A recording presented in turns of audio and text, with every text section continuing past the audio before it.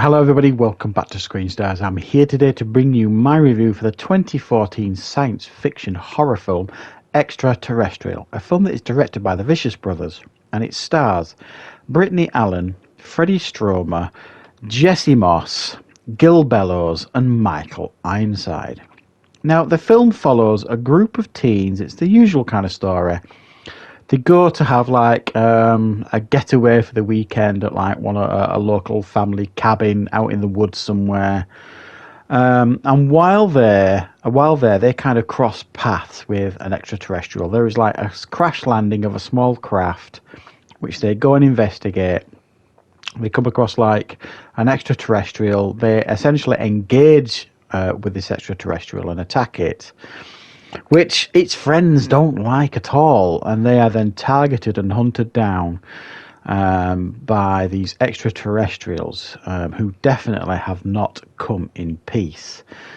Right, what are my thoughts on Extraterrestrial? Well, this is a film I do have on Blu-ray. I've had it on Blu-ray for quite a while, and I've just never got round to watching it. So before watching this, I've never seen this film before.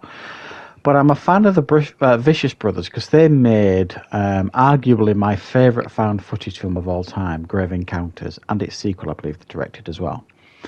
Arguably, anyway, it's right up there with my favourite found footage films. I like their style of direction. It's quite in your face, quite aggressive, over the top type direction, quite youthful in their approach to direction. You know, I quite like how they do what they do.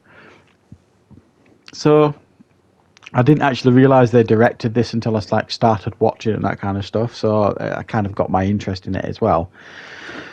And for the most part here, you can kind of see they've kind of got their signature all over this film. It feels quite intense in regards to watching it. It's quite over the top. It's like, an alien encounter film. It's like Fire in the Sky, but like dialed up to 11 sort of thing. I mean, they don't really pull any punches here. And the film, in one side of it, it's quite a difficult film to categorise this, because one side of it is it's a really entertaining, intense film with some fairly effective scares, and then the other side of it is there's loads of flaws as well. So it comes with a few issues, this film, but if you like a well-made, kind of intense, scary film, there's a lot here to enjoy. I mean, there's also moments in this where they do experiment with a little bit of found footage, as at one point one of them's got a camcorder, so we kind of see it from his perspective with a camcorder. And there's another scene in the film where a police officer is kind of looking at some more found footage on a camera of another family that's been attacked. So it kind of does kind of sew in a little bit of found footage here, which is obviously their trademark, certainly with Grave Encounters. So it is quite creatively made, this, and it does tick a lot of boxes. I think the effects are very good. There's a really intense last 20 minutes of a film, so it's almost structured like a found footage film as well, even though it's not completely shot like one. You get this ride all the way through the film, and then woof, a really intense last 20 minutes. Although I have to say, I did not like the ending. I thought the ending sucked. It got really...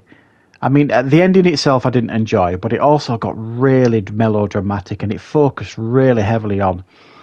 There's like two characters, I think it's April and Kyle, who are like in a relationship, and it's like on-off relationship. Kyle wants to marry her and she's not sure, all this kind of twaddle. And it gets really melodramatic. I mean, you have all that at the beginning when he proposes to her and she's a bit like, no, I don't think so.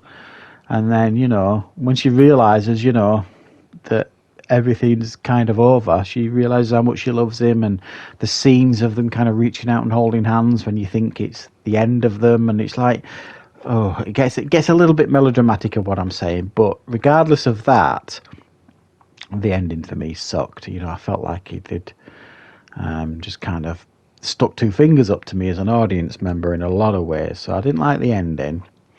I also thought as well the characters, for the most part, just were not likeable or memorable. Certainly most of them. And I wasn't rooting for them. A couple of them in particular I thought was actually really annoying. I was far more interested in the Gil Bellows character, who was the sheriff, who was investigating all these strange activities in the local area of these takings and kidnappings, and he's invested in this because his wife went missing 10 years ago, and he's convinced she was taken against her will. So he's almost like the Mulder character here.